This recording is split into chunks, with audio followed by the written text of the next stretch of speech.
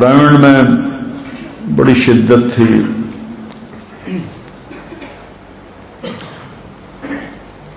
کسی کی 1 رکعت نکل جاتی تو 5 منٹ کان پکڑنے پڑتے تھے، اور 2 رکعت نکل جاتی تو 10 منٹ، 3 رکعتیں نکل جاتی تو 15 منٹ، اور عطیات میں شامل ہوتے تو 20 منٹ کان پکڑنے پڑتے تھے۔ تو ایک لڑکا مقرر ہوتا تھا، وہ سلام پھیرتے ہی دیکھتا تھا میری جماعت میں سے کون کون مسبوق ہیں۔ تھوڑے سے لوگ ہوتے تھے، جتنے آپ ہیں بس اتنا مجموعہ ہوتا تھا۔ فجر کی نماز بہت لمبی پڑھی جاتی تھی، سورۃ نون 1 رکعت میں، سورۃ ملک 1 رکعت میں، اور جمعہ کی صبح الف لام میم سجدہ اور دہر۔ اور وہ جو حافظ صاحب سلیمان صاحب تھے، ایک تو ان کی آواز اتنی کوڑی تھی کہ اوپر سے تلاوت لمبی، تو وہ ہم گرمیوں میں باہر سوئے ہوتے تھے، مثلاً یہ مسجد کی حدود باہر میں، تو یہاں سے ہمارے بستروں کی لائنیں ہوتی تھیں طالب علموں کی، تو میرا بستر جو تھا وہ 3ری لائن میں تھا، 1 2 3 40 لڑکے تھے ہم ٹوٹل۔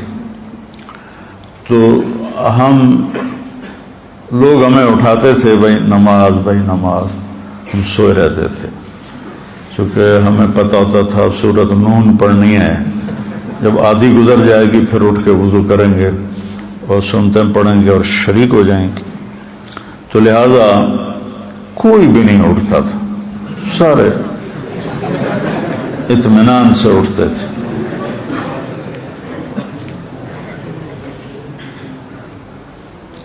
تو ایک دن ایسا ہوا کہ ہم حسب معمول سوئے ہوئے حافظ سلیمان کی سورت رحمت اللہ علیہ کی سورت فاتحہ سن رہے تھے، الضالین، ایسے ان کی آواز، ایک دم آواز آئی الم نشرح لک صدرک۔ اب جو لگے کرنٹ، اور سارے اٹھ کے بھاگے، اور اس دن پتہ چلا ترتیب واجب نہیں ہے، جو شے پہلے کرنی کر لو۔ جلدی میں نے پورے بازو ایسے اندر حوض میں ڈالے، منہ پہ چھٹا مارا، پھر دونوں پاؤں ڈالے، اور میں رکوع میں شریک ہو گیا۔ تو کوئی 8-10 لڑکے جو پھرتیلے تھے وہ کامیاب ہوئے، باقی سارے مسبوق ہو گئے۔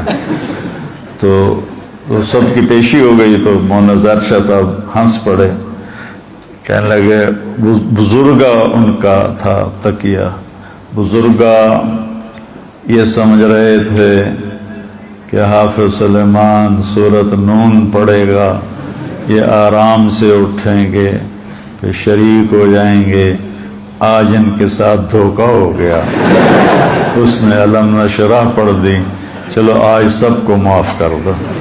تو اس دن سب کی معافی ہو گئی۔ تو ایسے زبردستی سے نماز نہیں بنتی، اپنے ذوق سے نماز بناؤ، اور سیرت کو پڑھو اور قرآن کو پڑھو، تو انشاءاللہ آپ کی زندگی میں ایک بہار آئے گی۔ ٹھیک ہے؟